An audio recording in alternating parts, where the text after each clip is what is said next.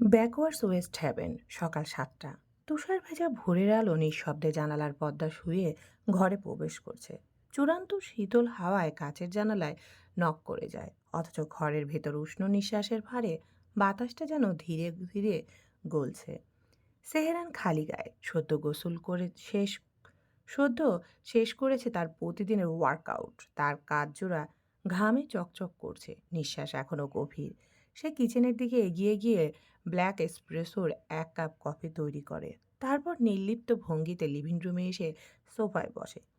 Fluffy তার ছোট্ট তুলতুলে শরীরটা নিয়ে হঠাৎ কোথা থেকে যেন দৌড়ে এসে তার পায়ের কাছে এসে দাঁড়ায় আর টানতে থাকে সেহেরানের প্যান্টের প্রান্ত। সেহেরান ভুরু কুঁচকে নিচের দিকে তাকাতে একটুখানি বিরক্ত স্বরে বলে, কি ব্যাপার, আজ হঠাৎ আমার কাছে এলি? ইদানিং তো তুই আমার থেকেও বেশি ওর কাছেই ঘোরাফেরা করিস তোর নতুন মালকিনের সাথে। ফ্ল্যাপি হয়তো কিছু বুঝলো, হয়তো বুঝলো না, তবু জেদ করে আবারও প্যান্টটা আনতে থাকে। সেহেরান অবচেতনে চারপাশে চোখ বুলিয়ে নেয়, কিন্তু কোথাও পড়ি নেই। তার কপালে হালকা চিন্তার ভাঁজ পড়ে। সে বিড়বিড় করে বলে, পড়ি কোথায় গেল? আজ উঠতে এত অস্বাভাবিক দেরি করছে কেন? সেহরান কফির কাপটা টেবিলে রেখে সিঁড়ি বেয়ে দ্রুত উপরে উঠে যায়। গেস্ট রুমের দরজাটা সামান্য খোলা। ও নিঃশব্দে দরজা ঠেলে ভেতরে ঢোকে আর মুহূর্তেই স্থবির হয়ে যায়। ফ্লোরে শুয়ে আছে পরি, মুখ বিবর্ণ, চুল এলোমেলো, চোখের কোণে শুকনো অশ্রুজল জমে আছে। তার নিঃশ্বাস ভারী, মুখে ক্লান্তি, শরীর কাঁপছে হালকা। দেখে মনে হয় সারা রাত সে কেঁদেছে একা, নীরবে, অব্যক্ত ব্যথায়। সেহরানের বুকের ভেতরটা হঠাৎ কেঁপে ওঠে, কিন্তু তার মুখে কোনো আবেগ নেই, শুধু নীরব তীক্ষ্ণতা। সে ধীরে ধীরে পরীর সামনে গিয়ে হাঁটু গেড়ে বসে। পরী, শুনছিস? এই পরী, কি হয়েছে তোর? চোখ খোল। কণ্ঠে কোনো চিৎকার নেই, কিন্তু ভেতরে গভীর উদ্বেগের কম্পন। ২-৩ বার ডাকতেই পরী ধীরে চোখ খোলে। সামনে সেহরানকে দেখে সে হকচকিয়ে উঠে বসে, কিন্তু মুহূর্তেই মুখ ফিরিয়ে বাথরুমে দৌড়ে যায়। ভেতর থেকে স্পষ্ট বমির শব্দ শোনা যায়। সেহরান এক ঝটকায় ওয়াশরুমের কাছে গিয়ে দেখে পরী দেয়াল ধরে ঠেস দিয়ে কাঁপছে। মুখে অসহায়তা ফুটে উঠেছে। সে তৎক্ষণাৎ পেছন থেকে ধরে নেয় তাকে। হাতের তালুতে পানি ঢেলে মুখে দেয়। পরীর কাঁধে হাত রেখে কিছু না বলেই ওকে কোলে তুলে নিয়ে রুমে এসে বিছানায় বসিয়ে দেয়। একটা দীর্ঘ নিঃশ্বাস ফেলে সে রুম থেকে বেরিয়ে যায়, কোনো কথা না বলে। পরী চুপচাপ তার চলে যাওয়ার পিঠের দিকে তাকিয়ে থাকে। তার চোখে জমে থাকা অভিমান ধীরে ধীরে গড়িয়ে পড়ে। বিড়বিড় করে বলে, সে আমায় আর ভালোবাসে না। এই চিন্তাটাই যেন ওর বুকের ভেতর ছুরির মতো বিঁধে যায়। কিছুক্ষণ পর আবার দরজা খোলার শব্দ হয়। সেহেরান ফিরে এসেছে, হাতে একটা ট্রে, গরম স্যুপ আর টোস্ট স্যান্ডউইচ। সে কোনো কথা না বলে ট্রেটা বিছানার পাশে রাখে, তারপর পরীর হাত ধরে টেনে বসায়। পরী অবাক দৃষ্টিতে তাকিয়ে থাকে, নিঃশব্দে। সেহেরান প্লেট থেকে এক টুকরো স্যান্ডউইচ তুলে তার মুখের সামনে ধরে। পরী মুখ ফিরিয়ে নেয়, চোখে অশ্রু, ঠোঁটে অভিমান। সেহেরান এক মুহূর্ত আর তার দিকে তাকিয়ে থাকে, তারপর গলা নিচু করে বলে, কয়বার বমি করেছিস? পরি মৃদু কণ্ঠে জবাব দেয়, কাল রাত থেকেই ৪-৫ বার হবে হয়তো। সেহরানের চোয়াল শক্ত হয়ে আসে। সে গভীর নিঃশ্বাস টেনে কণ্ঠ সংযত রেখে বলে, তুই এত অসুস্থ অথচ আমায় একবারও ডাকলি না কেন? আমি তো পাশের রুমেই ছিলাম।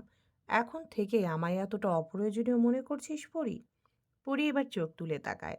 তার দিকে সেই চোখে জমে থাকা আঘাত, অপমান আর অসহ্য অজস্র না বলা কথা। ধীরে বলে, আপনার জীবনে অপ্রয়োজনে তো আমি, তাই তো আর বিরক্ত করতে চাইনি। আপনি তো আলাদা করে দিয়েছেন আমায়। এখন অন্তত আপনার দায়িত্ব একটু কমলো, আমায় নিয়ে আর ভাবতে হচ্ছে না।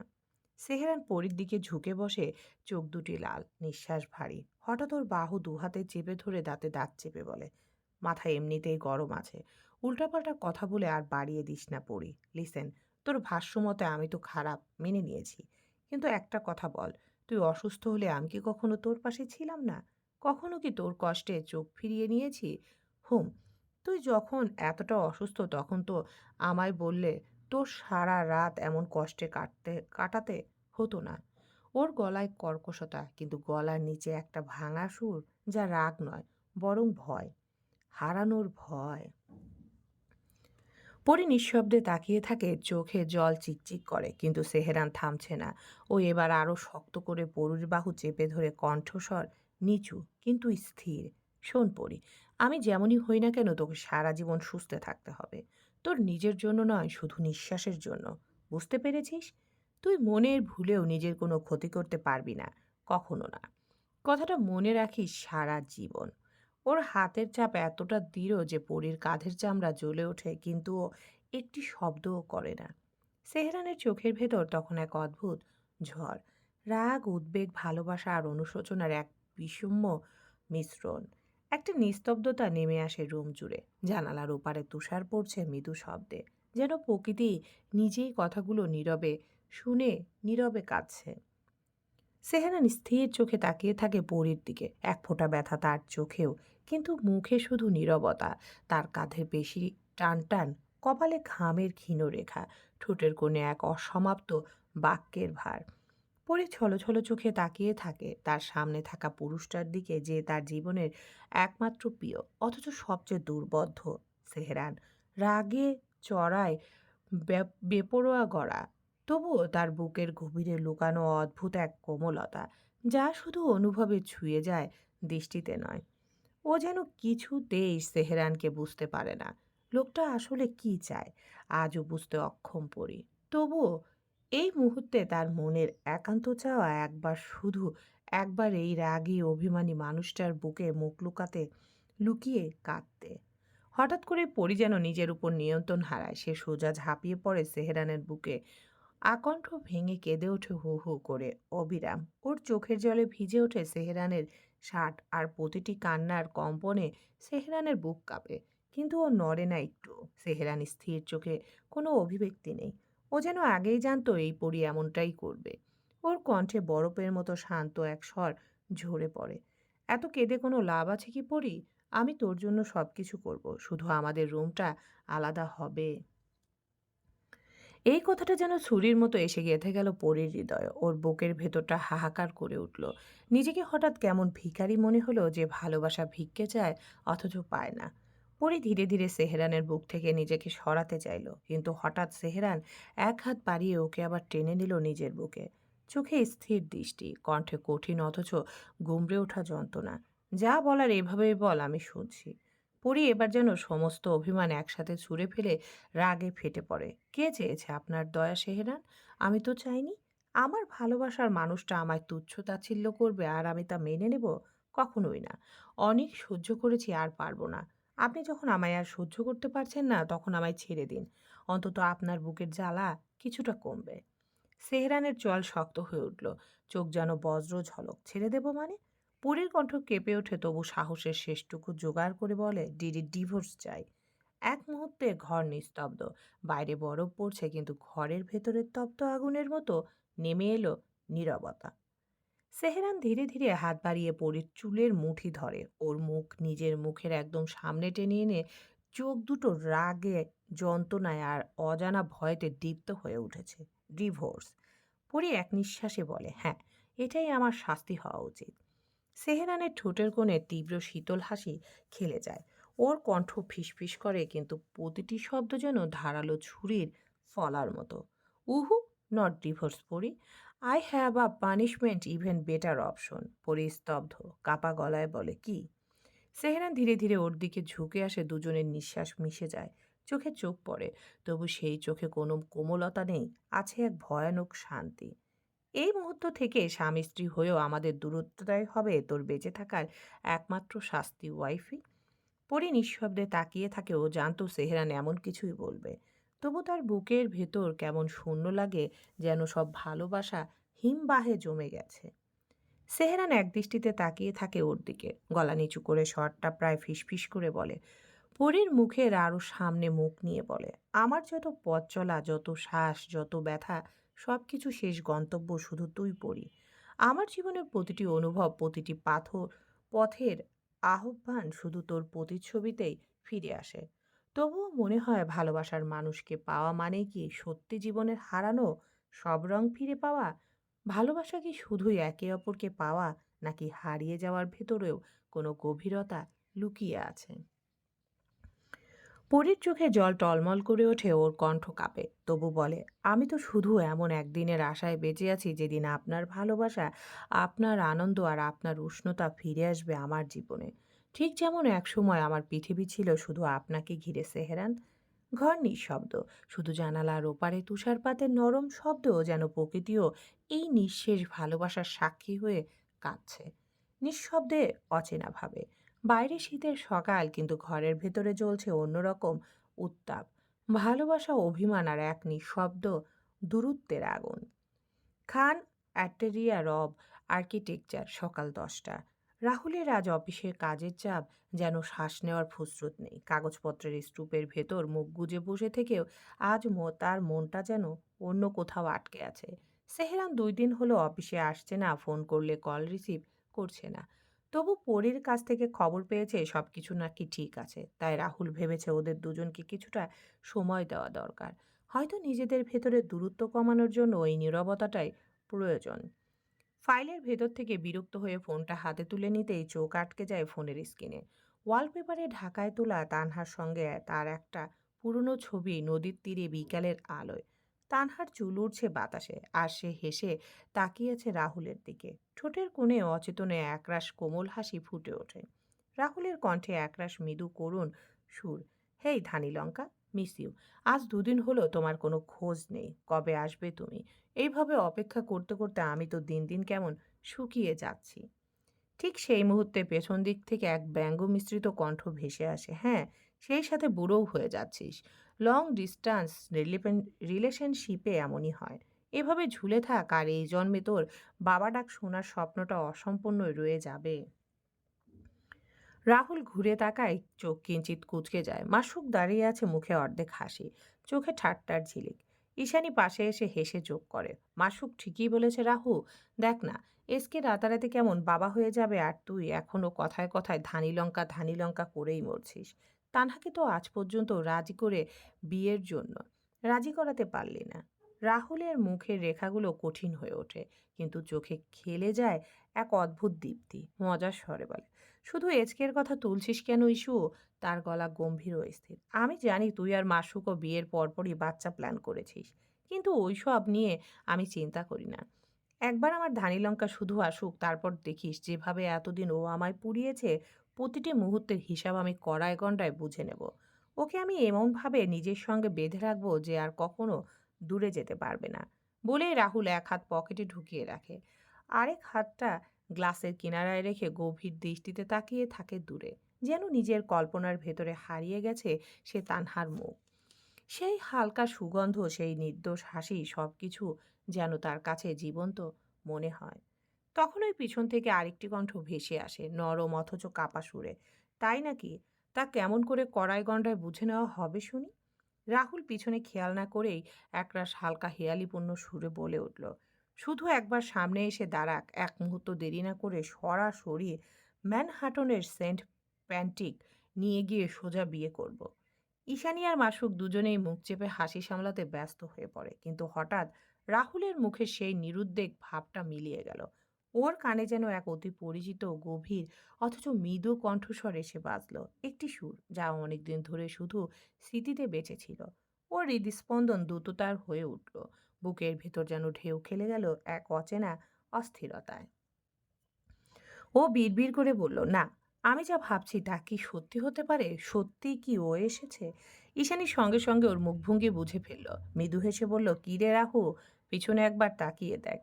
রাহুল যেন কোনো অদৃশ্য টানে এক ঝটকায় ঘুরে দাঁড়ালো, হঠাৎ ও চমকে ওঠে। আর মুহূর্তেই যেন তার নিঃশ্বাস থেমে গেল। সামনে যাকে দেখছে সে কি সত্যিই বাস্তব? দরজার পাশে দাঁড়িয়ে আছে তানহা নিজেই, একদম সামনে, তার সামনে দাঁড়িয়ে। গাঢ় নীল রঙের শাড়িতে, খোলা চুলে, চোখে যেন একরাশ আলোক ছটা। রাহুল নিজের বুকের বাঁ দিকে হাত চেপে ধরল, হৃদযন্ত্রটা বুঝে এখন ওই বুক ভেদ করে বেরিয়ে আসবে। আর তানহার মুখে ক্লান্তি, চোখে অজস্র অভিমান জমে আছে, কিন্তু ঠোঁটের কোণে একরাশ অস্পষ্ট হাসি, যেন বলছে, আমি তোমার কাছে এসেছি, কিন্তু তোমার এই কঠিন অভিমান ভাঙাতে পারবো তো? রাহুলের নিঃশ্বাস আটকে যায় মুহূর্তে, তার গলার শিরাগুলো টান টান হয়ে ওঠে। শব্দের বদলে নিঃশব্দতা ঘরটিকে ভরে ফেলে এক ধরনের বিদ্যুৎময় অব্যক্ত উত্তেজনায়। নিজের ভালোবাসার মানুষকে এমনভাবে হঠাৎ সামনে পেয়ে ওর আর স্থির থাকা সম্ভব হলো না।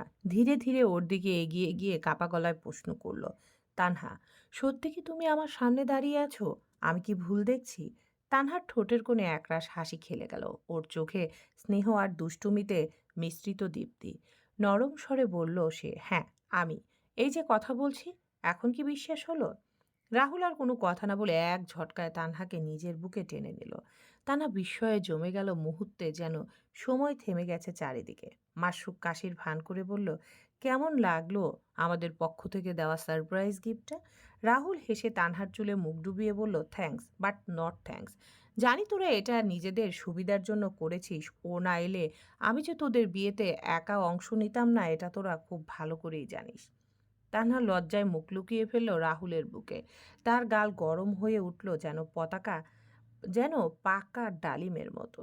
ঈশানী কপাট রাগে বলে উঠল, এত বড় উপকার করলাম, তাও আবার এমন অকৃতজ্ঞতা! Rahu, this is not done ইয়ার। মাসুক হেসে ঈশানীর হাত টেনে নিতে নিতে বলে, আরে বেবি, ওকে এখন আর কিছু বলিস না। দিন তো ফুরিয়ে যাচ্ছে না, দেখো না ব্যাটার কতদিনের অভুক্ত অবস্থা। ওকে একটু একা ছেড়ে দে, বেচারা নিজের ক্ষুধাটা মেটাতে পারে। রাহুল সঙ্গে সঙ্গে চোখ বড় করে বলে উঠল, এই আমি তো এখনো কিছু টেস্টই করিনি। অভুক্ত হব কেন? বরং তুই আর এসকে একদম উপোস থাকতে পারিস না। তোদের তো ডেইলি পোষ ভাঙা চাই বাক্য। শেষ হবার আগেই তানহা দ্রুত ওর মুখ চেপে ধরল। দাঁতে দাঁত চেপে ফিসফিস করে বলল, চুপ করুন অসভ্য লোক। যার কথা বলছেন তিনি আমার বড় ভাই। ঈশানী আর মাসুক হেসে লুটিপুটি খেতে খেতে কেবিনের রুম থেকে বেরিয়ে গেল। রাহুলের চোখে তখন এক গভীর মোহজাল ঘনিয়ে এসেছে, যেন বহু প্রতীক্ষার পর পাওয়া প্রিয় মুখের ছায়া। সে বিশ্বাস করেও বিশ্বাস করতে পারছে না। তানহার মোলায়েম হাত দুটি নিজের আঙ্গুলে জড়িয়ে সে সেই আঙ্গুলের ডগায় একের পর এক চুম্বন করে মৃদু দীর্ঘ একরাশ সঞ্চিত আবেগে ভেজা। তানহা প্রথমে চমকে উঠল, লজ্জায় মুখ ঘুরিয়ে নিল, তার শ্বাসের ওঠানামা বেড়ে গেল। চোখের পাতায় কাঁপন, কিন্তু রাহুলের টান এত দৃঢ়, এত নিশ্চুপ, আকুলতায় পূর্ণ যে সে ধীরে ধীরে নিজের সমস্ত প্রতিরোধ হারিয়ে ফেলল। রাহুল তখন কোনো কথায় না বলে ওকে আরো কাছে টেনে নিল। দুজনের মধ্যকার ফাঁক যেন মিলিয়ে গেল নিঃশব্দে। আর সেই মুহূর্তে রাহুল তানহার মুখের দিকে ঝুঁকে তার ঠোঁট দুটো দখল করে নিল এক অবর্ণনীয় আবেগে। তানহা প্রথমে ছটফট করলো, কিন্তু পরক্ষণে যেন সমস্ত প্রতিরোধ গলে গলে নরম উষ্ণতায়, বহুদিনের বিরহ, অভিমান আর অনুচ্চারিত ভালোবাসা সব মিলেমিশে গেল সেই এক দীর্ঘ চুম্বনে। কিছুক্ষণ পরে রাহুল ধীরে ধীরে তার ছোট ছেড়ে দিল। দুজনের নিঃশ্বাস ভারী, বুকের ভেতর দুলছে অদ্ভুত এক নীরব উন্মাদনা। রাহুল এবার তানহার কোমর জড়িয়ে ধরে, ওর চোখে চোখ রেখে মৃদু স্বরে বলল, তোমায় শাড়িতে আজ অসম্ভব সুন্দর লাগছে ধানি লঙ্কা, যেন চাঁদের আলোয় ভেজা নীল সমুদ্রের ঢেউ। কিন্তু তুমি যে আমাকে এমন করে বিশাল সারপ্রাইজ দেবে তা আমি ভাবতেও পারিনি। তুমি একা এসেছো বুঝি? এসকে কিছু জানে? তানহা মৃদু হেসে রাহুলের মুখে আলতো করে হাত রাখল। ওর কণ্ঠ নরম, কিন্তু ভিতরে এক আশ্চর্য প্রশান্তি ঝরে পড়ছে। রিল্যাক্স, আমি একা আসিনি। বড় আব্বু, বড় আম্মু আর আমার আব্বু তিনজনই এসেছে সাথে। তবে আব্বু তাড়াতাড়ি ফিরে যাবেন, কারণ ওদিকে সমস্ত দায়িত্ব এখন মিস্টার রওনাফের হাতে। আম্মু আসেননি, নানুর শরীর ভালো নেই। এই নিন, আপনার সব প্রশ্নের উত্তর পেয়ে গেলেন তো?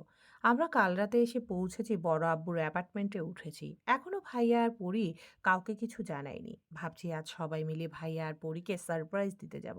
বাই দ্য ওয়ে, ওরা ভালো আছে তো? রাহুল তানহার দিকে তাকিয়ে থাকে এক দৃষ্টিতে মুগ্ধ নিরাচরণ, যেন অনেক বছরের তৃষ্ণা হঠাৎ তৃপ্তির জল পেয়েছে। তানহা হাসলো, একটা ছোট্ট নিস্তব্ধ কিন্তু হৃদয়ের গভীরে নেমে যাওয়া হাসি। রাহুল ধীরে ধীরে ওকে আরো কাছে টেনে নিল। কণ্ঠে নিম্নস্বর বলল, চলো বাইরে একটু ঘুরে আসি। এই চার দেয়ালের মধ্যে তোমায় আটকে রাখার সাধ্য আমার নেই। বাইরে নিয়ে গিয়ে বাতাসে তোমার গন্ধটা মিশিয়ে নিতে চাই, তারপর সব বলবো। ধীরে ধীরে এখানে অনেক কিছুই ঘটে গেছে, সবকিছুই তোমার জানা দরকার। তানা মৃদু হেসে মাথা নামিয়ে রাখল রাহুলের বুকে, চুপচাপ নিশ্চুপ, যেন সব উত্তরের ভেতরেও নতুন প্রশ্ন লুকিয়ে আছে। রুমের ভেতর আলো ম্লান হয়ে আসে, আর বাইরের জানালার ওপারে তুষারের মতো নরম আলো পড়ে দুজনের মুখে। আর এদিকে সেহেরানের গ্লাসওয়ালা অফিস রুমের মধ্যে নরমভাবে পড়ছে বাইরে, এখনো হালকা তুষারপাত চলছে। গ্লাসওয়ালা কর্পোরেটর অফিসের বিল্ডিং এর ভেতর হালকা গোল্ডেন আলো ঝলমল করছে। ভেতরে মাসুক আর ঈশানী বসে আছে একে অপরের মুখোমুখি, টেবিলের উপর ছড়ানো ফাইল, ল্যাপটপের পর্দায় জলজল প্রেজেন্টেশনের চার্ট।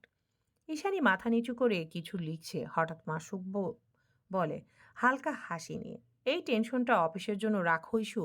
বিয়ের আগে তোমার মুখে একটু হাসি দরকার, যাতে মাইন্ড ফ্রেশ থাকে। ঈশানী তাকায় ওর দিকে, চোখে মৃদু ঝিলিক। তুমি আর রাহুল না থাকলে প্রজেক্টটা এত দূর আসতোই না। কিন্তু আমি চাই বিয়ের পরেও কেউ যেন না বলে ঈশানী এখন সিরিয়াস না। মাসুক ফাইল বন্ধ করে একটু এগিয়ে আসে ঈশানীর দিকে, ওর চোখে মায়া আর দুষ্টুমি ভরা। ও ওর কানের কাছে ফিসফিস করে বলে, আমি চাই বিয়ের পর তুমি শুধু আমার নামটা সিরিয়াসলি নাও। ঈশানীর কান গরম হয়ে উঠলেও হেসে নিচু গলায় বলে, তুমি সত্যি আমেরিকায় থেকেও একদম দেশি হয়ে গেছো। বুঝেছি এসকের হাওয়া লেগেছে। দুজনেই একসাথে হেসে ওঠে। জানালার ওপারে তুষার ঝরছে আর গ্লাসে প্রতিফলিত হচ্ছে দুজনের মুখ। দুজন দুই পৃথিবী, কিন্তু এক ভবিষ্যৎ। ফাইলের শেষ পাতায় সই দিতে দিতে ঈশানী বলল, এই সইটাই হয়তো আমার অফিসের আজ শেষ সিগনেচার। বিয়ের ঝামেলা শেষ না হওয়া পর্যন্ত আর এখানে বসবো না। মাসুক থেমে গেল, চুপচাপ তাকিয়ে থাকলো প্রিয়তমার দিকে। তুমি জানো, আমি চেষ্টা করছি মানিয়ে নিতে যে আর 2 দিন পর থেকে তুমি আমার শুধু ফ্রেন্ড আর অফিস পার্টনার না, আমার পুরো লাইফের পার্টনার হয়ে যাবে। ঈশানীর ঠোঁটে মৃদু হাসি ফুটে উঠল। তোমার ভয় লাগছে নাকি? মাসুক আরো একটু এগিয়ে এলো, খুব কাছে এসে থেমে গেল। ভয়? তোমাকে হারানোর চিন্তা ছাড়া আর কিছুর ভয় নেই আমার। ঈশানী কিছু বলতে গেলে কিন্তু তার কণ্ঠ আটকে গেল। ওর নিঃশ্বাস গরম হয়ে উঠেছে, সাথে গলায় কাঁপন। মাসুকের আঙ্গুলগুলো টেবিলের উপর ওর হাতের পাশে এসে থামলো। ছোঁয়া নয়, শুধু কাছাকাছি। আর তাতেই যেন সময় থেমে গেল। একটা মুহূর্ত, একটুখানি নীরবতা, আর তাতে জন্ম নিল অজানা এক অনুভূতি। ঈশানী মৃদু হাসি দিয়ে বলে, এভাবে তাকিও না, আমি কিন্তু কাজ করতে পারছি না। মাসুক হেসে ফেলে, আজকের জন্য কাজ এখানেই শেষ, এখন শুধু তোমার দিকে তাকানোর পালা। ঈশানী চোখ নামিয়ে নেয়, কিন্তু মুখে লজ্জা ভরা হাসি।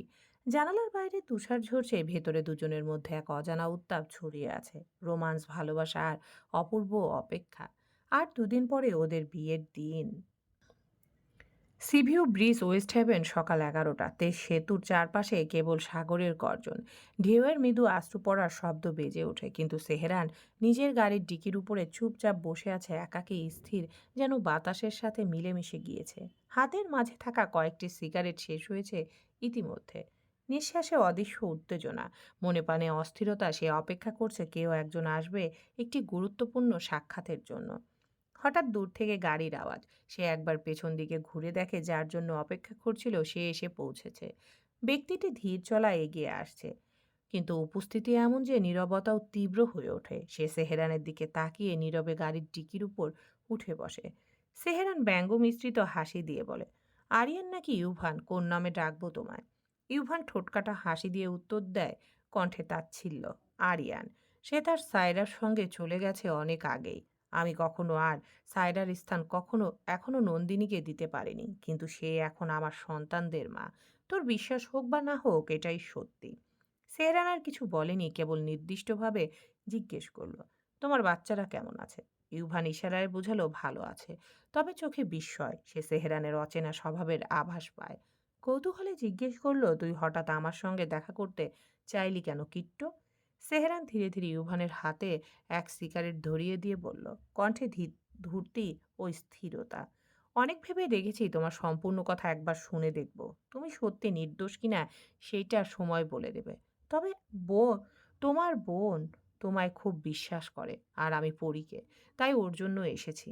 তোমার কাছ থেকে জানতে অনেক কথা আছে, যা একমাত্র তুমিই জানো। আমি চাই তুমি আমায় সবটা বলো। এই নিউজটা তোমার জন্য গুড নাকি ব্যাড জানি না, তাও বলছি। তোমার আম্মু সেলিনা চৌধুরী এসেছেন এখানে। আমার লোক বলেছে, শুনলাম তিনি তোমায় খুঁজে চলেছেন। হয়তো ওনার ধারণা তোমার সাথে আমাদের এখনো দেখা হয়নি। ইউভান কেঁপে ওঠে, ভয় ও উত্তেজনায় বলেন, কি বলছিস কিট্টো? সেই মহিলা এখানে? এখন কি হবে? তিনি নিশ্চয়ই আমাদের সবাইকে ক্ষতি করার জন্য এসেছেন। আর এই পরী কি জানে তার কথা? সেরান অবাক হয়ে প্রশ্ন করল ধীরভাবে, সত্যি তুমি কিছু জানো না? ইউভান অসহায় চোখে অস্বীকৃতি জানালো। সেরান এবার সরাসরি বলে, কণ্ঠে দৃঢ়তা ও পরিকল্পনার আভাস, আমি এই ষড়যন্ত্রের পেছনে যারা যারা জড়িত প্রত্যেককে শাস্তি দিতে চাই, আর তার জন্য তোমার হেল্প চাই। তুমি কি আমায় হেল্প করবে? আর আমার আর তোমার, আমাদের দুজনের বোনদের জন্য? সেই রাতে আমার পরীরও কিন্তু কিছু হয়ে যেতে পারত। তাই শেষবার তোমার হেল্প চাইছি। আমি তোমায় ক্ষমা করে দেব যদি তুমি আমায় সব দিক থেকে হেল্প করো সত্যিটা সামনে নিয়ে আসার জন্য। ইউভান মুখে চিন্তাশীল ভাব নিয়ে বলল, কিট্টু, আমি তো সব খুলে বলেছি, নতুন কিছু নেই। কিন্তু হ্যাঁ, একটা কাজ এখনো বাকি আছে। সেলিনা চৌধুরীকে আমি নিজের হাতে খুন করব। তার শরীর থেকে মাথাটা আলাদা করে ফেলব। আমার স্ত্রী আর সন্তানের হত্যার প্রতিশোধ আমি ঠিকই নেব। সেহরান এক স্থির দৃষ্টিতে ইউভানের দিকে তাকিয়ে বলল, যেন যাচাই করছে সত্যি কি বলছে। তারপর ধীরে বললেন, এত বড় অপরাধ উনি একা করেননি। ওনার সাথে আরেকজন আছে। উনি নিজের মুখে আমায় বলেছেন। আর আমি জানি সে কে। ইউভান বিস্ময়ে প্রশ্ন করল, কে সে? সেহরান কণ্ঠে তীক্ষ্ণতা রেখে বলল, যে ব্যক্তি তোমাকে এত বছর নিজের পরিচয় গোপন করে রাখতে সাহায্য করেছে সেই আসল মাস্টার প্ল্যানার। ইউভান চমকে ওঠে, কণ্ঠে ভয় ও সন্দেহ মিশ্রিত। এটা কি সম্ভব কিট্টু? সেহরান স্থির দৃষ্টিতে তাকিয়ে বলেন, আমি পুরোপুরি নিশ্চিত। আমার ধারণা সত্যি হলে তার পরবর্তী লক্ষ্য পড়ি, আর তোমার মায়ের লক্ষ্য পাপা আর আমি। ইভান অবাক হয়ে বলেন, তুই কি করে চিনে ফেললি উনিই সেই দোষী? সেহরান হেসে ওঠে, ভাঙা কণ্ঠে বলেন, কারণ আমি কিছু স্টেটমেন্ট চেক করেছি গত কয়েক বছর ধরে তিনি এবং তোমার মামা ইতালিতে তুমি সহ অ্যালেক্স নামের একজনের সঙ্গে যোগাযোগ রেখেছেন। সাগরের গর্জনের মাঝে দুজনের মধ্যে স্থির নীরবতা, চোখে চোখ, নিঃশ্বাসে নিঃশ্বাস। যেন নতুন এক ষড়যন্ত্রের শীতল ছায়া এখানে এসে পড়েছে। ইউভানের ক্রোধে কণ্ঠস্বর কেঁপে ওঠে। সন্দেহ আমার যে হয়নি তা নয়, কিন্তু উনি আমায় এমনভাবে কথা বলতেন যে আমি ভেবেছিলাম হয়তো ওরা আমার ভালো চায়, তাই হেল্প করেছে। অথচ ওরাই আমার সুখের সংসারটাকে শেষ করে দিল এক নিমিষেই। কেন এমন করলো ওরা? এক সেকেন্ড, কিট্টু, সেলেনা চৌধুরীর উদ্দেশ্য তো পরিষ্কার ছিল, কিন্তু ওনার উদ্দেশ্য কি শুধুমাত্র সায়রাকে মেলে ফেলার ছিল, নাকি অন্য কিছু? সেহরান ডিকির উপর থেকে নেমে এসে সমুদ্রের কোলাহল অস্থির মুখভঙ্গি নিয়েই বলল, সৎ কখনো নিজের হয় শুনেছ কোনো দিন? ইউভান যেন অবাক হতে ভুলে যায়। সে বিস্ময়ে হকচক করে উঠে, তার গলা কেঁপে ওঠে। অথচ তোদের বোন, তুই জানিস সে সর্বস্ব দিয়ে ওনার ওপরই বিশ্বাস রেখেছিল। সেহরান সামনের দিকে তাকিয়ে চোখের কোণ দিয়ে দূর সমুদ্রের দিকে তাকালো। অভ্যন্তরে কিছু রেখা আবার কণ্ঠে গভীরতা এনে বলল, আরেকটা কথা শুনবে? ইউভান কেবল মাথা নেড়েছে, চোখের সংশয়ে মিশ্র কৌতূহল। সেহেরান বলল, কথাগুলো যেন ঠান্ডা ধারা হয়ে বয়ে গেল। আম্মুকেও খুন করা হয়েছিল, আর উনি চান আমি যেন কখনোই বাবা হতে না পারি। আর এই জন্যই ওনার এবারের টার্গেট পড়ি। কিন্তু এবার যে আমি ওনাকে সব থেকে বড় শাস্তিটা দেব যদি আমার পরীর কিছু হয়। ইভান ওর দিকে তাকিয়ে থাকে স্তব্ধ হয়ে। যাবতীয় গোপন ভয় সংকেত তার কণ্ঠে কেবল এক টুকরো বিস্ময় আর ভীতি। তুই কি বলছিস? উনি তাহলে আমাদের পুরো পরিবারকেই টার্গেট করেছিল? তবে কি আমি যা ভাবছি ওনার উদ্দেশ্য শুধু প্রপার্টি না, বরং আমাদের পুরো পরিবারের ধ্বংস করা ওনার মূল লক্ষ্য ছিল? ওনার অনেক কোষ জমে আছে আমাদের প্রতি। সেহরানের ঠোঁটের কোণে ক্ষীণ এক হাসি ফোটে। সে মাথা নেড়ে ইশারায় হ্যাঁ বুঝিয়ে দেয়। আর মনে মনে বলে, প্ল্যান সাকসেসফুল। এবার দেখো তোমাদের প্রত্যেকের জন্যই কতটা ভয়ানক শাস্তি অপেক্ষা করছে। আর ইউভান নিজের মনে বিড়বিড় করে বলে, আমি জানি কিট্টু এটা তোর প্ল্যান, কিন্তু আমি জেনে শুনে এবার তোর ফাঁদে পা দিয়েছি শুধু এটা বোঝানোর জন্য যে আমি সত্যি কোনো অপরাধ করিনি। কিন্তু তোর আর পরীর কোনো ক্ষতি আমি হতে দেব না। দূরে সমুদ্রের ঢেউ, এই দুজনের মধ্যে নীরবতা সব মিলিয়ে এক অদ্ভুত শিহরণ জন্মায়। বাতাসে যেন পৃথিবীর সব অপরাধী ঘুরে বেড়ায়। ওয়েস্ট হ্যাভেনের তটরেখায় রাস্তায় দুপুর, সমুদ্রের ঢেউ আর তুষার জমা বরফ, ঠান্ডা বাতাস মিলিয়ে এক অদ্ভুত নিস্তব্ধতা তৈরি করেছে। সমুদ্র তীরের বাড়িগুলো যেন এখনো ঘুমন্ত। সাদা ছাদের উপর সূর্যের কুয়াশা পড়ে হালকা রং ঢালছে। সেহরান তার ব্ল্যাক লুসেন অরিজ গাড়ি ধীরে ধীরে ড্রাইভ করছে রাস্তার পাশ ঘেঁষে। একটু দূরেই সাগরের গর্জনও হালকা শীতল হাওয়ায় তার মনে এক অদ্ভুত উত্তেজনা বয়ে যাচ্ছে। যেন আজ হঠাৎই তার বুকটা খুব দ্রুত ধুকপুক করছে। সে নিজের ভেতরের আবেগ এবং উত্তেজনা মিশিয়ে ফিসফিস করে বলছে, আমি কি সত্যি কোনো অপরাধ করলাম? কিঞ্চিত ভেবে বলে, না, আমি ভুল কিছুই করিনি। আজ হুট করে আমি তোমার সঙ্গে দেখা করতে আসিনি ইউভান চৌধুরী। এই প্ল্যানটা আমি গতকাল রাত থেকেই করে রেখেছি। সেহরান গাড়ি চালাতে চালাতে এক একটা মুহূর্ত ভাবছে গতকাল রাতের কথা। ব্যাকওয়ার্ডসের এই গভীর রাতটাতে ধূসর আকাশের নিচে সেহরানের ডুপ্লেক্স বাড়িটি যেন এক বিরল অস্বাভাবিকদের কেন্দ্রবিন্দু। ঘরের ভেতর একমাত্র জীবন্ত জিনিস হলো ডেস্ক লেপ ল্যাম্পের স্নিগ্ধ পোটেল সাদা দীপ্তি আর রইল বাকি সবকিছু অগণিত ফাইল। পুরনো নোট, খোলা ল্যাপটপ যেন স্তব্ধ করা সময়ের খণ্ডাংশ। জানালার দিক থেকে নামতে থাকা তুষারপাতের টুপটাপ শব্দটি দূর থেকে কর্ণরন্ধে থরথর করে ছুঁয়ে যায়, যেন বাইরে নৈশব্দের এক রাত, ভিতরে চলছে অদৃশ্য এক যুদ্ধ। সেহরান ল্যাপটপ কোলের উপর রেখে ডিভানে বসে আছে, ক্লান্ত হয়ে, কিন্তু তার চোখগুলো সেরকমই তীক্ষ্ণ। কৌতূহল আর সন্দেহের এক অবরুদ্ধ প্রবাহ তার অভ্যন্তরীণ রক্ত সঞ্চারের জল ঘোলা করে তুলেছে। বারবার একটি ফাইল খোলা আর ধীরে বন্ধ করা, যেন প্রতিটি ক্লিকে খনন হচ্ছে কোনো পুরনো কবর মাটি, আর প্রতিটি কবর মাটির নিচ থেকে উকি দেয় এক অস্বীকার্য সৎকার। তার আঙ্গুল হঠাৎ থেমে গেল স্ক্রিনে ঝলমলে এক ইমেলের নিচে দেখে।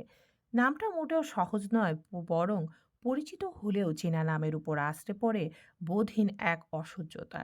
সে পিছনে হেলান দিয়ে দীর্ঘ শ্বাস টেনে নেয়, তারপর আবার বেঁকে পড়ে, যেন নিজের মনের ভীতি কুকড়ে কুড়ে পাথর ভাঙছে। ডেস্কের পাশের আলমারি থেকে বের করা পেনড্রাইভটি যেন কোনো পুরনো রহস্যের পরিণত বীজ। ল্যাপটপে ঢুকিয়ে দিয়েছে পুনরুদ্ধার করা ডিটেল ফাইল রিকভার্ড নামক ফোল্ডারগুলো। প্রতিটি ফোল্ডার খুলতেই খুঁজতে খুঁজতে বেরিয়ে আসে কিছু ছবি, email trail, bank transfer, phone call, log in. সব কিছু এখন নরম একটা ষড়যন্ত্রের জালের মতো জড়ো হয়ে আছে, কিন্তু ষড়যন্ত্রের সূত্রপাত যে কোথায় গেঁথে আছে, সেই কল্পনায় তাকে সর্বশক্তিমানের মতো অসহায় করে তুলছে প্রতি মুহূর্তে। তার মুখে এক গভীর দৃঢ়তা ভরে ওঠে, চোখে ক্ষোভের লালচে ছায়া, আড়ালের আভা। সে বারবার নিজেকে এই প্রশ্নটা করতে থাকে, এইসব কিভাবে সম্ভব, কিন্তু প্রশ্নটার উত্তর মেলে না, বরং সে উত্তর পাওয়ার আশায় খাঁচায় আটকে থাকা কোনো নিরীহ পানির মতো ছটফট করছে। সেহরান হঠাৎ নোটপ্যাড খুলে দ্রুত পয়েন্টগুলো লিখে নিচ্ছে, কারা কারা এসবে জড়িত এবং কবে থেকে এইসব কিছুর শুরু, কী রূপ অর্থনৈতিক লেনদেন হয়েছে, এতে কে ঠিক কতটা লাভবান হয়েছে। লক্ষ্য কি শুধু এই সম্পত্তি ছিল, নাকি এটি এক গভীর ব্যক্তিগত নির্মলতা, যা আমার পুরো পরিবারকে অপসারণের একটি সূক্ষ্ম কৌশল। কোনো ইমেল থেকে এইসব ষড়যন্ত্রের সূচনা। প্রতিটি প্রশ্নগুলোর মধ্যে ছিল একটি কাগজের কোনায় আঁকা রহস্যের লুকানো চাবিকাঠি। কিছুক্ষণ পরে সে ফোন অন করে, একটি নামের দিকে তাকিয়ে কয়েক সেকেন্ড থামে, তবু কল দেয় না, বরং মাথা নিচু করে আবার ফাইলের ভেতর ডুব দেয়, যেন প্রত্যেক ডকুমেন্ট এখন তার হাতে ধরা কোনো গহ্বরের সুতোর মতো। অথচ সে জানে, সুতোটাই যদি টেনে নেওয়া যায়, তবে জালের সব চাল বেরিয়ে আসবে। প্রতিটি নামের পাশে সে ছোট্ট ছোট্ট চিহ্ন রেখে যাচ্ছে, যেন এক ধরনের মানচিত্র, যা ধীরে ধীরে তার হাতে অ্যাটলাসের মতো দৃশ্যমান হচ্ছে। তার ঠোঁট অল্প কেঁপে ওঠে, হাত দুটি অচেনা এক শক্তিতে মুষ্টিবদ্ধ হয়ে যায়। বিড়বিড় করে বলে, কণ্ঠটা নরম কিন্তু কঠিন, শেষমেশ এই পুরো ষড়যন্ত্রটা সবার সামনে আনতে হলে আমাকে তোমার সাথেই কথা বলতে হবে। ইমোশনালি তোমাকে পুরো ভেঙে গুঁড়িয়ে দেব আমি। আরিয়ান ইউভান চৌধুরী, এত সহজে তুমি আমার থেকে বাঁচতে পারবে না। এত সহজেই তোমায় ক্ষমা করব না। আমার বোনকে কবর দিয়ে তুমি সুখের সংসার করবে, এটা আমি কিছুতেই হতে দেব না। এবার তোমার ইমোশনের সঙ্গে আমি চূড়ান্তভাবে খেলব।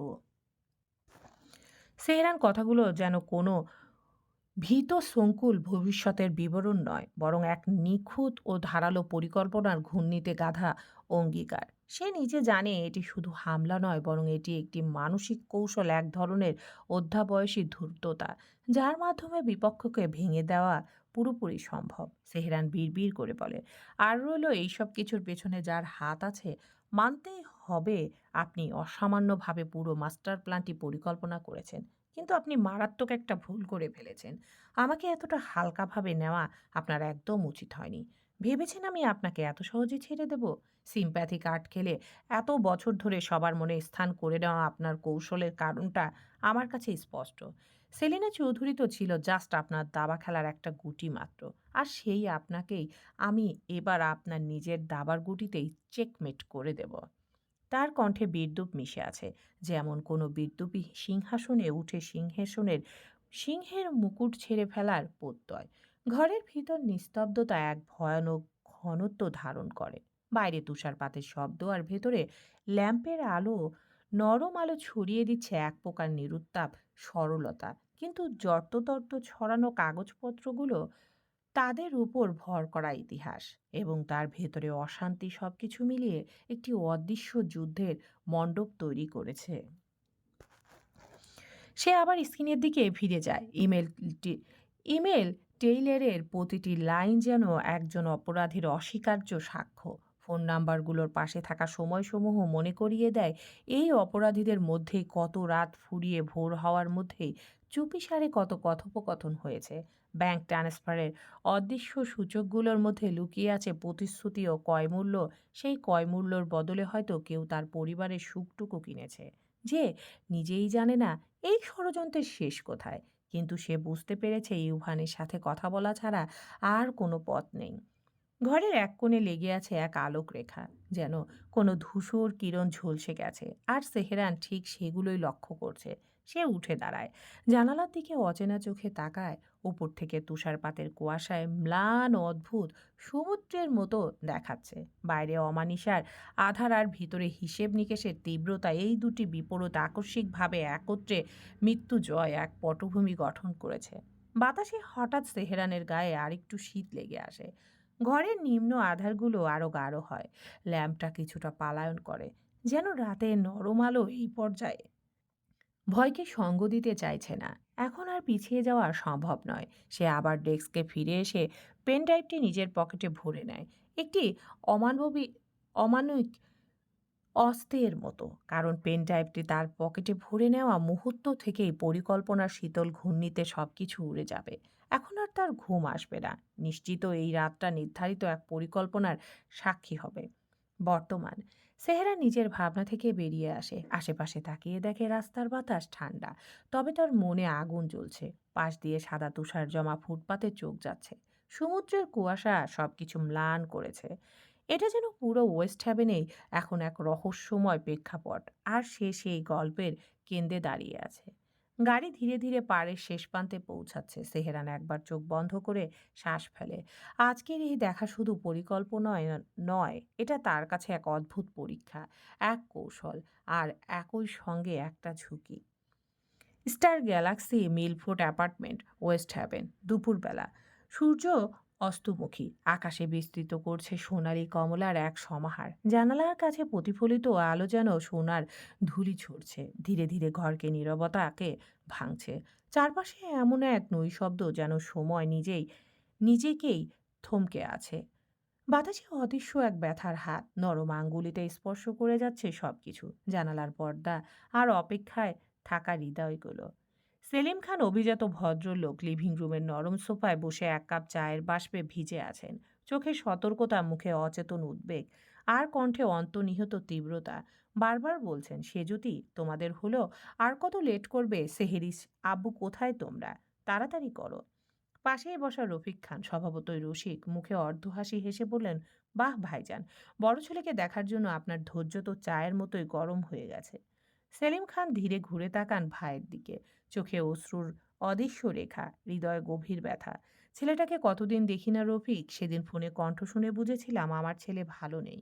আজ এত কাছে এসেও এখন পর্যন্ত চোখে দেখতে পেলাম না, একবার বুকে জড়িয়ে ধরতে পারিনি। ছোট ছেলেটা তো বরাবরই দূরে থাকে, হয়তো আমিই ব্যর্থ হয়েছি ওর প্রতি স্নেহ আর ভালোবাসা প্রকাশে।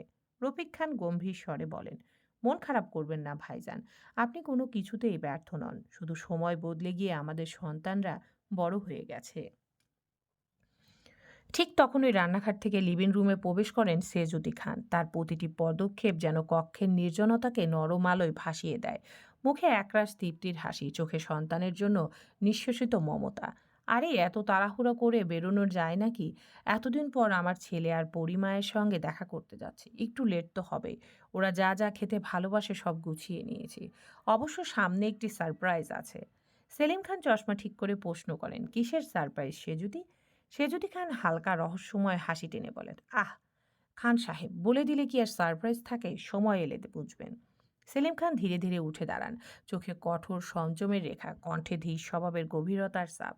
আমার ছোট ছেলে কোথায়, সে যাবে না?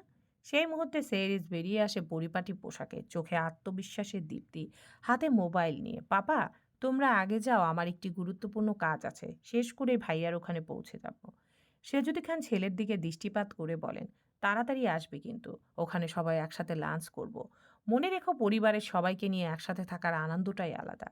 সেরিস ঠোঁটে কোমল হাসি রেখে বলে, এই সব কিছুই পসিবল শুধু তোমার জন্য আম্মু। তোমরা রওনা দাও। ব্যাগগুলো আমি গাড়িতে রাখার ব্যবস্থা করে দিয়েছি। সেলিম খান রফিককে প্রশ্ন করেন, রফিক, তানহা কোথায়? ও যাবে না আমাদের সাথে? রফিক খান কিছু বলার আগে সেহরি স্থির কণ্ঠে বলে, পাপা, ও মানহা আর আরিফ ভাইয়ের সাথে যাবে, চিন্তা করো না। সেলিম খান মাথা নেড়ে বলেন, ঠিক আছে, আমরা রওনা দিচ্ছি, তুমি টাইম মতো চলে এসো। সেজুদি খান সবকিছু আরেকবার চোখে যাচাই করে। অ্যাপার্টমেন্টসের দরজা ধীরে ধীরে টেনে বের হন। ঘরের নীরবতা আবার ফিরে আসে, কিন্তু প্রতিটি দেয়াল যেন শূন্য তাদের উপস্থিতির শব্দ শুনে। সেহরিস মোবাইল বের করে কাউকে কল দিয়ে স্থির কণ্ঠে ও দৃঢ়স্বরে বলল, আমি এখনই আসছি। তার কণ্ঠের প্রতিধ্বনি ঘরের নীরবতাকে কেটে ভাঙা সময়ের ফাঁকে এক রহস্যময় দোলা সৃষ্টি করে। এদিকে ব্যাকসওয়ার্স ওয়েস্ট হেভেন, সূর্যের প্রখর বাষ্পে সমগ্র অঞ্চল যেন এক নৈশব্দের রাজ্যে আবৃত। আকাশের বুক ঘন কুয়াশায় ঢাকা, নিঃশ্বাসে হিমেল তুষারের কোন্দল, চারপাশে পাহাড়ি অরণ্য যেন অদৃশ্য কোনো শোকসভায় নিমগ্ন। সকাল কেটে গেছে বহুক্ষণ, সূর্যের তাপ এখন কঠোর। তুষারের পরিমণ্ডলে এক অদ্ভুত স্থিরতা ভাসে। পরে ধীরে ধীরে ওয়াশরুম থেকে বেরিয়ে আসে চিন্তিত মুখে। গোসল করে ফ্রেশ মুখে রুমে ঢুকতেই টিপ টিপ করে এখনো ওর চুলের পানি ঝরতে থাকে। আয়নায় নিজেকে দেখে মৃদু বিস্ময় ভাবে, এক রাতেই আমার অবস্থা কত বদলে গেছে। অজান্তে ওর হাত উদরে রাখে। সেখান সেখান হারিয়ে থাকা কোনো এক স্নেহের জোর খুঁজতে চায়। ভেতরে এক আকস্মিক উষ্ণতা জাগে। হঠাৎ মন থেকে ভয়টার যেন কোথায় উধাও হয়ে যায়। ও ভাবতে থাকে সেহরানের কথা, বিড়বিড় করে বলে, এই মুহূর্তে আমার শুধু আপনাকেই চাই, খুব করে চাই। সবকিছু ভুলে আমরা নতুন করে শুরু করব সেহরান। আমার বিশ্বাস এবার আপনি আর আমার উপর রাগ করে থাকতে পারবেন না। কিন্তু পরের মুহূর্তে হঠাৎই পরীর মনে ভয় বাসা বাঁধে। অতীতে সেহরানের বলা কিছু তিক্ত কথায় ও ভাবতে থাকে, পরিস্থিতি নিয়ন্ত্রণে না এনে ও সেহরানকে কিছুই বলবে না, যতক্ষণ না নিজে পুরোপুরি নিশ্চিত হচ্ছে। এর মধ্যে বাইরে সেহরানের গাড়ির আওয়াজ পায়। পরি ধীরে ধীরে রুম থেকে বাইরে বেরিয়ে করিডোরের সিঁড়ি পর্যন্ত এগিয়ে যায়। এদিকে সেহরান ভিতরে এসে লিভিং রুম পেরিয়ে সিঁড়ির কাছে দাঁড়াতেই উপরে দাঁড়িয়ে থাকা পরীর শুকনো মুখটি চোখে পড়ে। ওর বুকের ভেতরে হঠাৎ কেঁপে ওঠে। মনে হলো এই মুহূর্তে এই মেয়েটিকে বুকের মধ্যে চেপে ধরে জিজ্ঞেস করতে, তোর ঠিক কোথায় কষ্ট হচ্ছে জান? আমি আছি তো তোর কাছে, সব কিছু ঠিক করে দেওয়ার জন্য। আমি থাকতে তোর কোনো ভয় নেই। কিন্তু হঠাৎ কিছু তিক্ত কথা মনে পড়ায় ও নিজের ভাবনা থেকে বেরিয়ে এসে শুকনো একটা ঢোক গিলে উপরে উঠে এসে পরীর পাশ ঘেঁষে দাঁড়ায়। খুব গম্ভীর করে জিজ্ঞেস করে, এখন শরীর কেমন লাগছে? আর কি বমি হয়েছে? পরী খুব স্বাভাবিকভাবেই বলে, আর সমস্যা হয়নি, ঠিক আছি। সেহেরান পরীর দিকে ভালো করে তাকিয়ে বলে, পরী, হঠাৎ তুই কি করে এত অসুস্থ হয়ে পড়লে? যাই হোক, কাল রেডি থাকিস, আমার সাথে ডক্টরের কাছে যাবে। পরী একটু বিচলিত হয়, কিন্তু কণ্ঠ স্বাভাবিক রেখে ও বলে, ঠিক আছে। আপনি এতক্ষণ কোথায় ছিলেন? সেহেরান কিছুক্ষণ পরীর মুখের দিকে তাকিয়ে থাকে। হঠাৎ মাথায় একটা দুষ্টু বুদ্ধি আসে। তোর সতীনের সঙ্গে, অ্যাকচুয়ালি তুই তো জানিস, তোর সাথে থেকে থেকে আমি প্রতিদিন অভ্যস্ত হয়ে গিয়েছিলাম। Do you guess what I actually mean? Pari প্রথমে ভুরু কুঁচকে তাকায় সেহরানের দিকে, কিন্তু তার বলা কথার মানে যখনই বুঝতে পারে, ও দ্রুত সেহেনার সামনে অগ্নিমূর্তি ধারণ করে তেড়ে গিয়ে ওর শার্টের কলার খামচে ধরে চিৎকার করে ওঠে, খবরদার বলছি, আর একবার এরকম কথা বললে আপনাকে আমি জানে মেরে ফেলবো। আমি ব্যতীত আপনি অন্য কারুর দিকে একবার চোখ উঠিয়ে দেখেন তো। স্পর্শ তো অনেক দূরের কথা। আমি তখনই আপনার সাথে সাথে নিজেকে বলি দিয়ে দেব, বলে দিলাম সেহরান খান। সেহরান পরীকে উত্তেজিত হতে দেখে ওর মনটা যেন অজান্তেই শান্ত হয়ে আসে। ও তৎক্ষণাৎ পরীকে দেয়ালের সাথে চেপে ধরে পরীর হাত দুটো উপরে আটকে দেয়। পরীর ভয়ে আত্মা কেঁপে উঠলেও সেহরানের চোখে চোখ রাখে কঠিন দৃষ্টিতে। আর সেহরান পরীর চোখে চোখ রাখে তীক্ষ্ণ দৃষ্টিতে। ওর ঘন নিঃশ্বাস আশ্রে পড়ে পরীর মুখের উপর। ঠোঁটের কোণে এক চিলতে হাসি খেলে যায়। ও মুখটা আরো এগিয়ে নিয়ে যায় পরীর ঠোঁট বরাবর, ছুঁই ছুঁই। ধীরে ধীরে নেশাক্ত কণ্ঠে বলে, উফ জান, তোর এই যে জানে মেরে ফেলবো এই কথাটা ঠিক আমার বুক বরাবর গিয়ে লেগেছে। মনে হচ্ছে এই মুহূর্তে সবকিছু ভুলে গিয়ে তোর মধ্যেই ডুবে যাই। দুজনের নিঃশ্বাসই ঘন হতে থাকে অস্থিরভাবে। কিছুক্ষণ থেমে সেহরান আবার বলে, কিন্তু আমি এক কথার মানুষ, ভালো আছি, ভালো থাকতে দে। নইলে একবার যদি নিজের কথা থেকে সরে আসি, আই সোয়ার তোর এমন অবস্থা করব যে বিছানা থেকে 2 সপ্তাহের আগে উঠতে পারবি না। এরপর তোর বলা কথাটাই সত্যি করে দেব। পরি বিধ্বস্ত কণ্ঠে ধীর বলে, তাই বলে আপনি এসব বলবেন যেটা আমি একদম সহ্য করতে পারি না? সেহরান ব্যঙ্গ মিশ্রিত একটা হাসি দেয়, কর্কশ অথচ মনোদ্ধর। আমি এমন না জেনেও এই সামান্য একটা মিথ্যে তোর সহ্য হয়নি, তাহলে ভেবে দেখ আমাকে দেওয়া তোর আঘাতটা ঠিক কতটা ক্ষত সৃষ্টি করেছে আমার মনে। আমি চাইলেই তোকে কাছে টানতে পারছি না, না তোকে ছুঁয়ে দিতে পারছি। পরি ছলো ছলো চোখ নিয়ে করে ওঠে ও নিজের স্বামীর মুখের দিকে তাকিয়ে থেকে বলে, কিন্তু আমার যে প্রতি মুহূর্তে আপনাকে খুব প্রয়োজন সেহরান। সেহরান শান্ত স্বরে বলে, আমি তোর কাছেই আসি জান। পার্থক্য শুধু মানসিক দিক দিয়ে, অন্য কিছুই আর আমাদের মাঝে অবশিষ্ট নেই। কিন্তু কিছুক্ষণ তেহরান পরীর মুখের দিকে তাকিয়ে থেকে পরীর ঠোঁটের দিকে শান্ত দৃষ্টি পড়তেই পরী অমনি মুখ সরিয়ে নেয় অভিমানে। সেহরান একটা ফু দিয়ে ওর পুরো মুখোশ দিতে মুহূর্তে পরী চোখ বন্ধ করে ফেলে, আর সেহরান ওকে ছেড়ে দিয়ে নিজের রুমের দিকে যেতে যেতে বলে, ট্রাস্ট মি জান, তোর চোখে আমার জন্য এই অস্থিরতাই মানায়।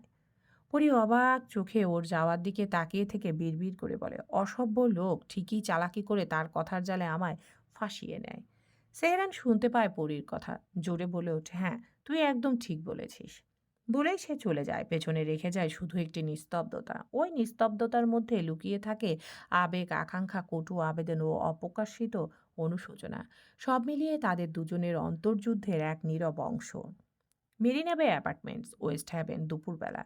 ইউভান দ্রুত ফ্রেশ হয়ে সেই কিচেনে ঢুকে যায় কিছু রান্না করার জন্য। আজ বেশ কয়েকদিন ধরে হাসপাতালে অনেক খাটুনি যাচ্ছে, ঠিকভাবে খাওয়া দাওয়া হচ্ছে না ওর আর নন্দিনীর কারোরই। এখনও তো আরও অনেকগুলো দিন ওদের হসপিটালে থাকতে হবে। নন্দিনীর তো এই সময়ে ভালো করে খাওয়া একান্তই প্রয়োজন। ইউভান খেয়াল করেছে হসপিটালের খাবার নন্দিনীর একদম ভালো লাগে না। তাই আজ সে ঠিক করেছে নন্দিনীর জন্য তার পছন্দের রান্না করে নিয়ে যাবে। আজ সকালে আসার সময় মার্কেট থেকে কিছু সবজি, মাছ আর মাংস নিয়ে এসেছে ইউভান। সবকিছু রেডি করে নিচ্ছে আর ভাবছে এই সময়ে ঠিক কি কি খাওয়া উচিত। পুরোপুরি না জানলেও কিছুটা অন্তত জানে সে। মনে মনে ভাবে এই সময়ে পরি কাছে থাকলে কতটা হেল্প হতো। হঠাৎ স্মৃতির পাতায় ইউভানের চোখ ভেসে ওঠে কিছু মিষ্টি মুহূর্ত, যেটা ছিল সম্পূর্ণই ওর আর সায়রার। এক নিমিষে ডুবে যায় ইউভান অতীতে। একদিন কাজ শেষ করে আরিয়ান বাড়িতে ফিরে লিভিং রুমের চারপাশে সায়রাকে খুঁজে বেড়ায়, কিন্তু কোথাও না পেয়ে শেষে কিচেনে গিয়ে দেখে সায়রা কিছু একটা রান্না করছে। আরিয়ান পেছন থেকে এসে হঠাৎ ওকে জড়িয়ে ধরে। ওর উঁচু পেটে হাত রেখে জিজ্ঞেস করে, কি হয়েছে সায়রা, এত গভীর মনোযোগ দিয়ে কি রান্না করছিস? সায়রা আরিয়ানের হঠাৎ স্পর্শে একটু কেঁপে ওঠে। নিজেকে সামলে নিয়ে বলে, এই অবস্থায় আমার কিছুই খেতে ভালো লাগে না, কিন্তু আজ হঠাৎ এই আলু ভর্তার গুঁড়ো মাছ খুব ঝাল ঝাল করে খেতে মন চাচ্ছে, কিন্তু নিজের রান্না নিজের কাছে কেমন লাগছে, ভালো লাগছে না। আরিয়ান তখন ওর আম্মুর ব্যবহার সম্পর্কে ভালোই অবগত ছিল। ও কিছু একটা ভেবে বলল, তুই হাত ধুয়ে নে, আমি রান্না করছি, দেখিস তোর খেতে খুব ভালো লাগবে। সায়রা অবাক হয়ে বলল, কিন্তু আপনি তো পারবেন না, কখনো তো রান্না করেননি। আরিয়ান ওর মুখে হাত দিয়ে কপালে একটা চুমু খেয়ে স্নেহাশিস কণ্ঠে বলে, তুই আছিস না, আমায় শুধু দেখিয়ে দে, আমি ঠিক পারবো তোর মনের মতো রান্না করতে। আমার স্ত্রী আর সন্তানের জন্য এই সামান্য কষ্ট আমার কাছে কিছুই না। সায়রা হাসতে হাসতে আরিয়ানকে জড়িয়ে ধরে বলে, আপনি জানেন আপনি একটা পাগল। আরিয়ান শব্দ করে হেসে ওঠে, হুম, শুধু তোর জন্যই। সেদিন আরিয়ানের হাতে করা সেই রান্না সত্যি সায়রা তৃপ্তি সহকারে খেয়েছিল, তাও ওরই হাতে।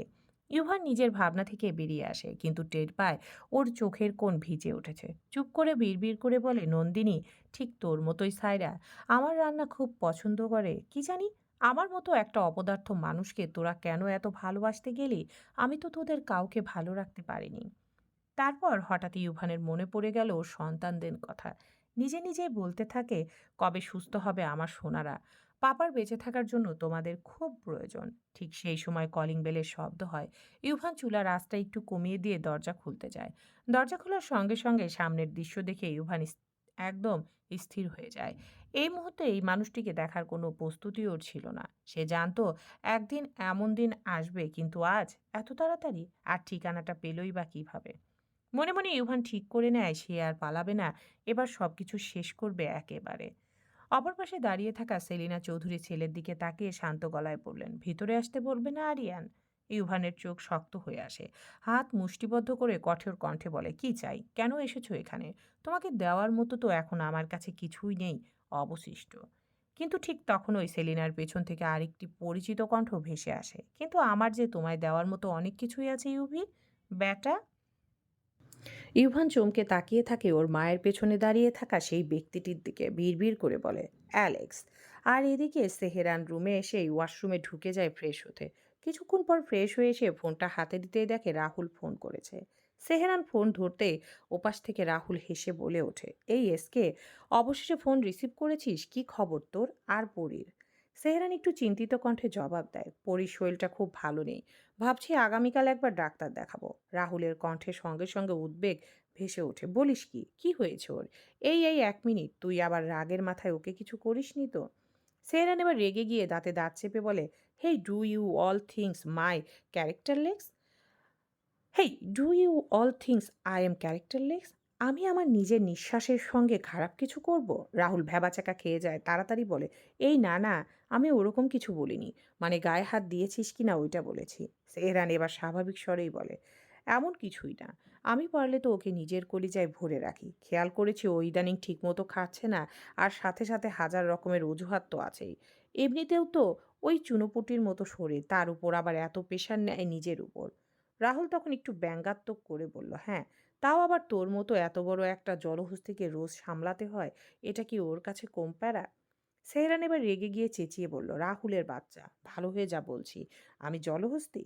রাহুল ওপাশ থেকে শব্দ করে হেসে ওঠে বন্ধুর কথায়, কিন্তু নিজেকে সামলে নেয়। তারপর বেশ গভীর গলায় বলে, এসকে, তোর অন্যায়গুলো ওর কাছে স্বীকার করে নিজেকে পরিবর্তন করতে প্রবলেম কোথায়? সেহরান ভাঙা কণ্ঠে বলে, পরিবর্তন হয়নি বলছিস? আমি জানি আমি ওকে অনেক কষ্ট দিয়েছিলাম না জেনেই, না বুঝেই। আমি শুধু নিজের ক্ষোভ, সবকিছু হারানোর যন্ত্রণায় ওকে বারবার আঘাত দিয়েছি। কিন্তু যখন সত্যিটা জানলাম, তখন বুঝলাম ও নিজেই পরিস্থিতির শিকার। তখন থেকেই আমি বদলাতে চেয়েছি নিজেকে। প্রতিদিন একটু একটু করে ভাঙছি, নতুন করে নিজেকে গড়ছি।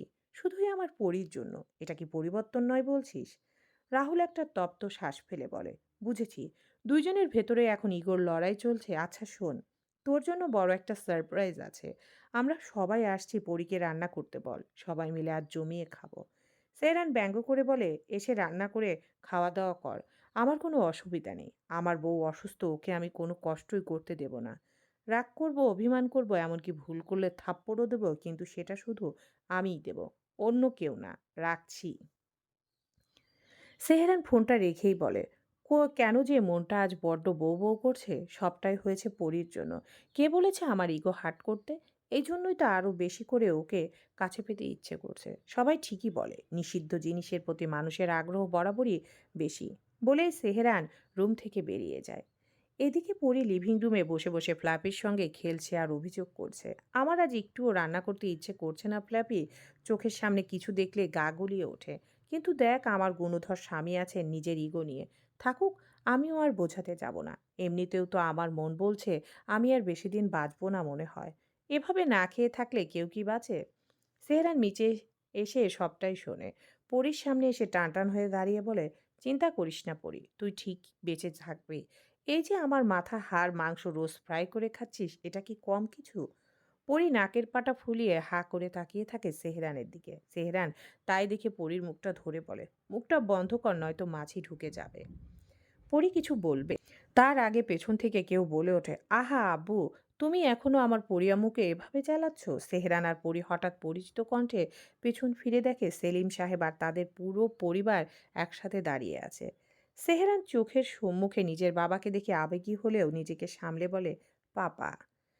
ব্যাকওয়ার্ডসের এই ভর দুপুরে হালকা আলো ঘরের ভেতরে ঢুকে পড়ে জানালার পর্দায় মসৃণ ছিদ্রগুলোর মধ্য থেকে। সেই হালকা রূপালী দীপ্তি সবকিছুকে এক ধরনের নিশ্চুপ উজ্জ্বলতায় মুছে দেয়। বাতাসে সেই দিনের গরম আর বাইরের শহরের ধোঁয়া মিশ্রিত গন্ধ, কিন্তু ডুপ্লেক্স বাড়িটির ভেতরে এখন এক টুকরো শান্তির ভাঙা অবস্থা বিরাজ করছে। অতিথির সম্ভ্রম, সবার মুখে স্নিগ্ধ হাসি মুখে ফুটে উঠেছে। হঠাৎ কিছু অপ্রত্যাশিত উপস্থিতি। সেহরান ও পরি দাঁড়িয়ে রইল নিজেদের জায়গায়, ওদের দুজনের চোখে বিস্ময়, দু চোখে অচেনা উচ্ছ্বাস। দরজার দিকে তাকিয়ে দেখে দাঁড়িয়ে আছেন সেলিম খান, তার সঙ্গে আছেন সেজুতি আর আরিফ খান। আর একটু পেছনে তানহা, মানহা, আরিফও আছে। ফ্ল্যাপি হঠাৎ এত মানুষ দেখে ঘেউ ঘেউ করতে শুরু করলো। তার কণ্ঠে ভরা উচ্ছ্বাস যেন কুসুমে ফুল ফুটিয়ে দিল। সেরান দ্রুত ফ্ল্যাপিকে কোলে তুলে চুপ করালো। ফ্ল্যাপির স্প্লংগুলো শ্বাসে ছোট্ট দেহে তার বুকে লেপ্টে থেকে গেল যেন এই সেই নরম আস্থা ভরা শরীর চিহ্ন যা খণ্ডিত মনোভাবে শান্তির উদ্বেগ ঘটায়। পরে এক প্রকার বেদনা ভরা আনন্দে সবকিছু ভুলে ছুটে গিয়ে নিজের মামা মামির বুকের কাছে চলে গেল। সে যদি খান এগিয়ে এসে তাকে আলিঙ্গন করলেন, পরম মমতায় জড়িয়ে ধরে পরীর দিকে তাকিয়ে সে যদি নরম স্বরে জিজ্ঞেস করলেন, কেমন আছো আম্মু? মুখটা এমন শুকনো লাগছে কেন? মনে হচ্ছে সকাল থেকে কিছু খাওনি। অসুস্থ নাকি? পরি সেদিকে এক মুহূর্ত তাকিয়ে থেকে নিজের মনেই সাজালো আকাশকুসুম কল্পনা। এই মানুষটা যদিও আমার মা নন, তবুও আমাদের এতটা বোঝেন। আর ওদিকে আমার নিজের আম্মু শুধু নিজের স্বার্থে তার সন্তানদের অস্তিত্ব মিটিয়ে দিতে পারেন নিমিষেই। পরীর মনে ক্ষুব্ধ কৃষ্ণ প্রতিক্রিয়া বুকে ব্যথা হয়ে রইল। সেহেরান পরীর চোখে সেই দৃশ্য অনুশোচনাটি তৎক্ষণাৎ পড়ে নিল। হঠাৎ ব্যঙ্গমুখে বিড়বিড় করে বলল, কণ্ঠে একটু ঢালু, ঠিক জানতাম বেশি ইমোশনাল হয়ে যাবে। এবার ধাক্কা খেয়ে সেই তো আমার বুকে এসেই কেঁদে কেটে শার্ট ভিজিয়ে দিবি। তখন আমি সামলানোর বদলে কষিয়ে কয়েকটা থাপ্পড় দেব। কে বলেছে আমি ছাড়া আর সবার প্রতি এত ইমোশনাল হতে? স্টুপিড একটা। সে যদি উষ্ণ আলিঙ্গনে পরী কিছুটা থমকে যায়, তারপর নিশ্চিত কণ্ঠে মুচকি হেসে বলে, তেমন কিছু না মামুনি, এমনি সামান্য অসুস্থ ছিলাম। এখন তোমাদের দেখে পুরোপুরি ভালো হয়ে যাব। ও মামুনি, তোমরা দাঁড়িয়ে আছো কেন? ভেতরে আসো না। বলেই সে সেলিম সাহেবের কাছে এগিয়ে গিয়ে হাত ধরে ভিতরে টেনে নিয়ে আসে। সেলিম সাহেব ভিতরে আসতেই চেহারা নিজেও এগিয়ে আসে নিজের বাবার কাছে। সেলিম সাহেব ছেলেকে জড়িয়ে ধরলেন। সেহরান নিজেও জড়িয়ে ধরে আলিঙ্গনটা নিঃসংশয় শক্ত, কিন্তু তার আবেগ সে পাপার সামনে কখনো খোলসা করে প্রকাশ করতে পারে না। কেবল ঠোঁট ফুটে বলল, কণ্ঠে অর্ধ থাকা আবেগে, মিস করেছিলাম অনেক পাপা। সেলিম খানের চোখে অশ্রু জমে কাপা কণ্ঠে ধীরে উত্তর দিলেন, পাপা এসে গেছি, আর কোনো টেনশন নেই আব্বু। সেহরান ওর পাপার কাঁধে মুখ লুকিয়ে রাখে কিছুক্ষণ, নিঃশব্দে যেন নিজের সমস্ত ক্লান্তি সেখানে ফেলে দেয়। তারপর নিম্ন ভাঙা কণ্ঠে বলে, পাপা, আমি জানি তুমি সবসময় দূরে থেকেও আমার পাশেই আছো। অনেক কথা বলার আছে। সেলিম খানের বুকে হঠাৎ ভার হয়ে আসে। তার চোখে ধোঁয়াটে কুয়াশার মতো স্মৃতি ভাসে। খেয়াল করেন ছেলেটা আজও ঠিক ছোটবেলার মতোই, কোনো কষ্ট পেলে মুখ ফুটে কিছু বলে না, বরং মাথা রেখে দেয় তার কাঁধে, নিঃশব্দে ফুঁপিয়ে ওঠে। তিনি তৎক্ষণাৎ বুঝে ফেলেন ছেলেটার বুকের ভেতর জমে আছে এক গভীর ব্যথা, এমন কিছু যা মুখে উচ্চারণ করতে ভয় পায়। এক নিঃশ্বাস ফেলে তিনি মনে মনে ভাবেন, এই জীবনের টানাপোড়েন কত কিছুই তো ফসকে গেছে, আমার ছেলেটার দিকে কখনোই ভালো করে তাকাতেই পারিনি।